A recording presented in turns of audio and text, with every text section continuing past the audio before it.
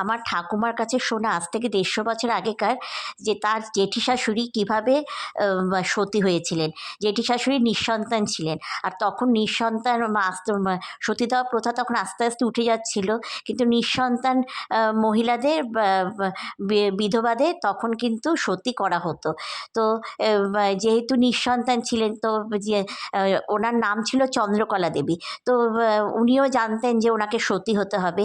তো যখন জ্যাঠা শ্বশুর মারা যান প্রায় ৭০ বছর বয়সে, তখন আস্তে তো তখন তাকেও সতী করা হয়েছিল।